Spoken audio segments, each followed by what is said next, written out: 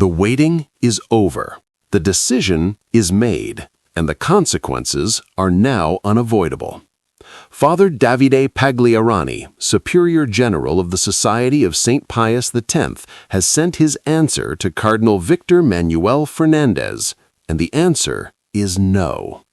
On February 19, 2026, the SSPX published a communique and a letter to the prefect of the Dicastery for the Doctrine of the Faith. The message is clear. The episcopal consecrations scheduled for July 1 will proceed as planned. This is not a rash decision. It is not a power play. It is, in the SSPX's view, a matter of survival. Let's understand what just happened. On February 12, Cardinal Fernández met with Pagliarani in Rome. He proposed a structured theological dialogue. He asked the SSPX to suspend the July 1 consecrations as a precondition, and he warned that proceeding would constitute a decisive rupture of ecclesial communion, schism, with serious consequences for the fraternity as a whole. Pagliarani's response, dated February 18, is remarkable for its detail and its pain. He reveals something not widely known. He himself first proposed this very dialogue in January 2019, 7 years ago.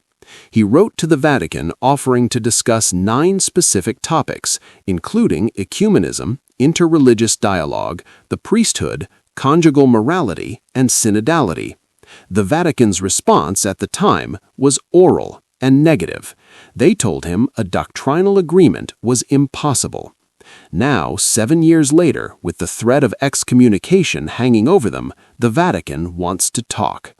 Pagliarani's question hangs in the air. Why now, and why under threat? He writes, "I cannot accept the perspective and objectives in the name of which the Dicastery offers to resume dialogue in the present situation, nor indeed the postponement of the date of 1 July. The heart of the impasse is doctrinal. Cardinal Fernández had stated plainly that the texts of the Council cannot be corrected, nor can the legitimacy of the liturgical reform be challenged.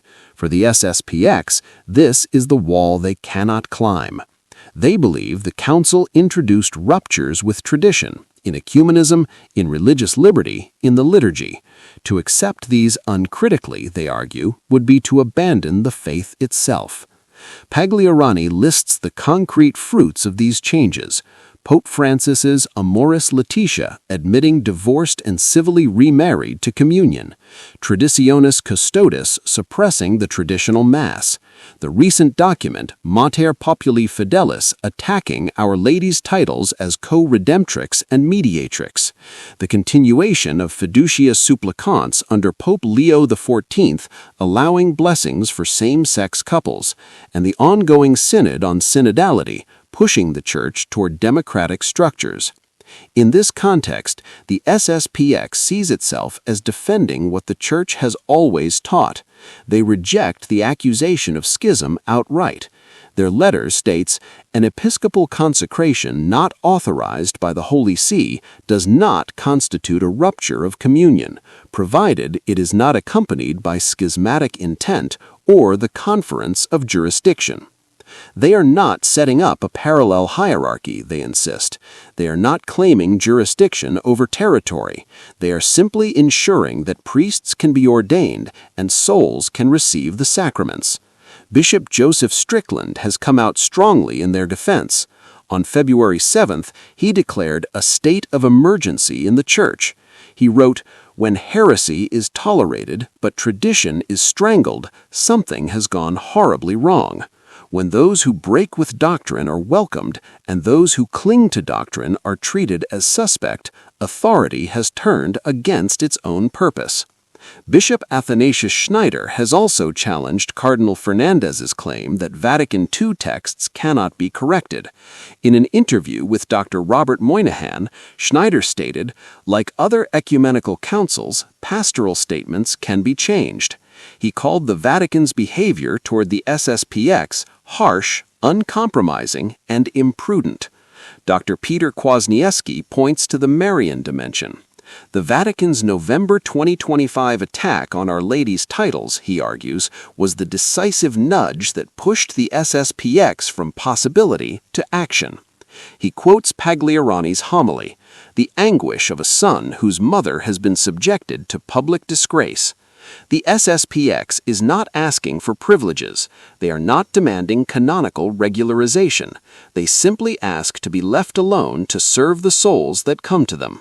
Their letter to Cardinal Fernández pleads, "The Society asks you only to be allowed to continue to do this same good for the souls to whom it administers the holy sacraments. It asks nothing else of you, no privileges, nor even canonical regularization." But Rome has drawn a line, and the SSPX has crossed it. Pagliarani concludes with a call to prayer.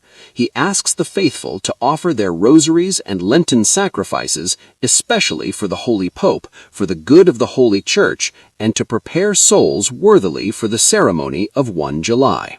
The consecrations will happen. The consequences remain to be seen. But one thing is certain: the wound in the Church's side has just been reopened.